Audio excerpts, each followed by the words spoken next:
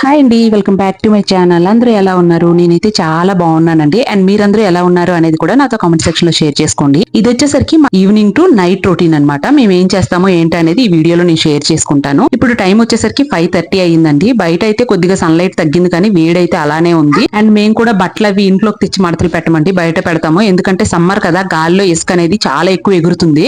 So బట్టల మీద ఉంటది. ఇంట్లోకి తెచ్చామంటే ఫుల్ గా ఇల్లు నిండా కూడా ఇసుక అయిపోతూ ఉంది మాకైతే. ఈ రోజు వచ్చేసరికి మేము లూలుకి షాపింగ్ కి వెళ్ళామండి. మంత్లీ గ్రోసరీ షాపింగ్ కి మంత్లీ వన్స్ ఒకసారి వెళ్ళి పప్పులు అవన్నీ తెచ్చేసుకుంటాము. అలాగే అక్కడ నాకు కొన్ని ఉసిరికాయలు అవి దొరికాయండి. చాలా ఫ్రెష్ గా ఉన్నాయి. జనరల్ గా అన్ని మార్కెట్స్ లోనూ దొరుకుతాయి, కాకపోతే ఎంతో అంత దెబ్బ అనేది ఉంటది. లులులో అయితే చాలా బాగున్నాయండి. ఈవెన్ అక్కడ మాకు బల్ల చిక్కుడు కూడా దొరికింది. వీటన్నిటితో పాటు నేను కొన్ని ప్లాస్టిక్ డబ్బాలు అనేవి తీసుకున్నానండి. ఇవి ఎందుకంటే షుగర్ అవి మరీ ప్యాకెట్స్ అవి అలా ఉండిపోవడం వల్ల ఏంటంటే ఈ వెదర్ కి ఇక్కడ చీమలు అవి వచ్చేస్తున్నాయి. అలాగని ఫ్రిడ్జ్ కూడా అంత పెద్దది కాదు కదా అందులో స్టోర్ చేసుకోవడానికి పప్పులు అవన్నీ. అందుకని ఇలా బాక్సెస్ అవి తెచ్చేసుకున్నాను నేను. ఇలా అయితే కొంచెం స్టోర్ చేయడం అది ఈజీగా ఉంటది. అండ్ చూడడానికి కూడా కొంచెం నీట్ గా ఉంటది. నాకు కూడా తొందరగా కనిపిస్తాయండి. ప్యాకెట్స్ లో ఉండడం ఏంటంటే ఆ వెనక్కి వెళ్ళిపోయి ఉండిపోవడం వల్ల చాలా ఇబ్బంది అవుతుంది. సో ఇలా తెచ్చి నీట్ గా ఇంకా ఆర్గనైజ్ చేసుకుని తుడిచి పెట్టేసుకుంటున్నాను.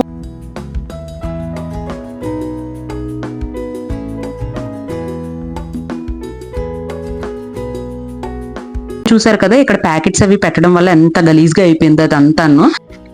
కబోర్డ్స్ అవి ఏంటి అంటే జస్ట్ మనం విమ్ లిక్విడ్ ఉంటది కదా, సో అది పెట్టేసానంటే ఈజీగా ఆయిల్ అదంతా వచ్చేస్తుందండి. ఇంకా మొండిగా ఏమైనా మరకలు లాంటివి ఉంటే బేకింగ్ సోడా అలాంటి టిప్స్ అనేవి నేను ఫాలో అవుతాను. నెక్స్ట్ వీడియోలో ఎప్పుడైనా నేను మీతో షేర్ చేసుకుంటానండి అలాంటి ఈజీ టిప్స్ అవి. ఇంకా ఆర్గనైజ్ చేసేయడం అయితే అయిపోయింది. అండ్ ఆ తర్వాత ఇంకా వెజిటబుల్స్ అవి స్టోర్ చేసి పెట్టుకుంటున్నానండి. నేను జనరల్ గా ఇంకా వేరే స్టోరేజ్ బాక్సెస్ కానీ ప్లాస్టిక్ కంటైనర్స్ అలా ఏం యూజ్ చేయను. తెచ్చిన కవర్స్ తోనే అలాగా నీట్ గా పెట్టేసుకుంటాను అనమాట. అలా అయితే నాకు కనిపిస్తుంది. ఈవెన్ బాక్సెస్ లో పెడితే నేను అంత మెయింటైన్ చేయలేను కూడా వాటిని.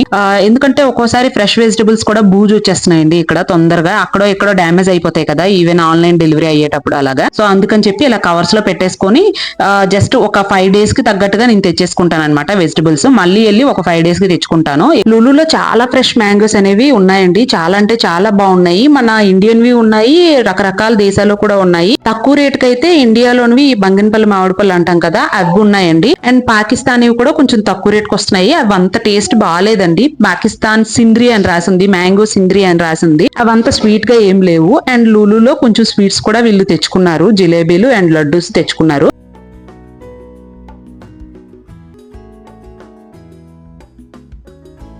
అండ్ ఆ తర్వాత అవన్నీ ఆర్గనైజ్ చేసిన తర్వాత ఈ చిన్న పోపుల డబ్బాలు అనేవి ఒక 2 తీసుకున్నానండి. టెము అనేసి ఇక్కడ ఉన్నది.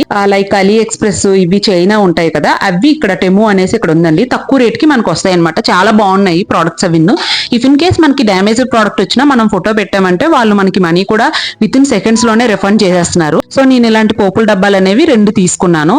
అండ్ ఈజీ అండ్ కన్వీనియంట్ గా ఉంటాయి. వీటి ప్రైస్ కూడా చాలా తక్కువ అండి. ఒక 20 రూపీస్ అలా ఉన్నది ఒక్కొక్క బాక్స్. ఈవెన్ కూపన్స్ కూడా అక్కడ వస్తాయి అండ్ ఎక్స్ట్రా డిస్కౌంట్స్ కూడా ఉంటాయి అనమాట.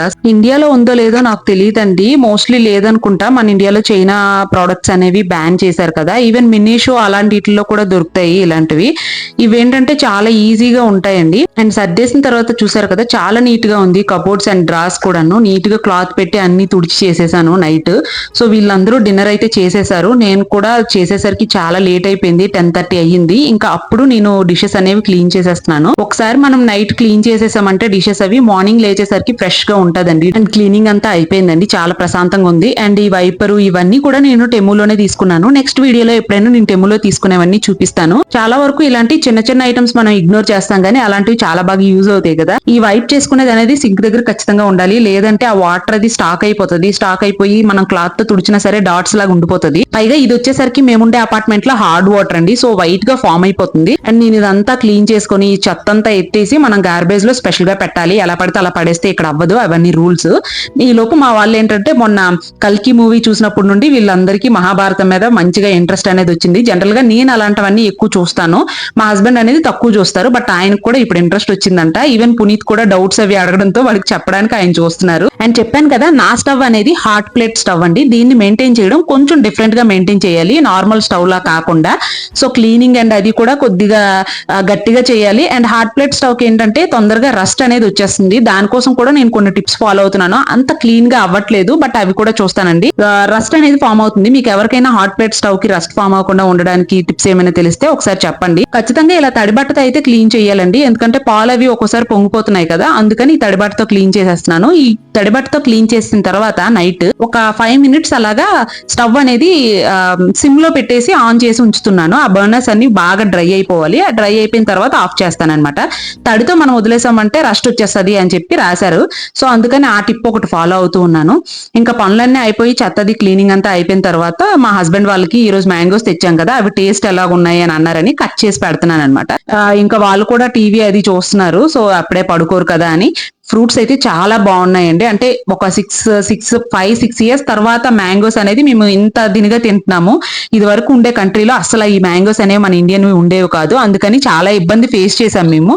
మాకు మన మ్యాంగోస్ వాల్యూస్ కూడా బాగా తెలిసి వచ్చింది. ఉంటే ఏది తినాం కదా, ఇంకా వీళ్ళందరికీ తీసుకొని వెళ్ళి పెడితే ఈ హేత్విక్ అయితే పడుకుంటూ పోయాడండి. పాపం వాడికి ఎంత ఇష్టం తెలుసా మ్యాంగో అనేది. సో వాళ్ళకి మ్యాంగో ఇచ్చేసిన తర్వాత కాసేపు టైం స్పెండ్ చేశాను వాళ్ళతో కూర్చొని. ఎందుకంటే ఈవినింగ్ 6 నుండి ఫుల్ బిజీ, అసలు మాటలు కూడా నేను వాళ్ళతో అంత సరిగ్గా ఆడలేదు. ఇంకా మనకి ఇక్కడ యూఏఈలో ఏంటంటే చెత్త పెట్టడానికి స్పెషల్ గా గార్బేజ్ రూమ్ అనేది ఉంటది, దానికి డోర్ ఉంటది, అందులో తీసుకొని వెళ్ళి మనం చెత్త అంతా పడేయాలండి. క్లీన్ చేసిన తర్వాత ఇల్లు అయితే ఎంతో అందంగా ఉంటది. సో ఇదేనండి నా cleaning and kitchen organising routine అనేది. ఐ హోప్ మీ అందరికీ నా వీడియో నచ్చిందని అనుకుంటున్నానండి. నా వీడియోస్ మీకు నచ్చుతున్నట్లయితే తప్పకుండా లైక్ చేయండి, షేర్ చేయండి, అలాగే సబ్స్క్రైబ్ కూడా చేసుకోండి. Thank you so much for watching. Bye bye.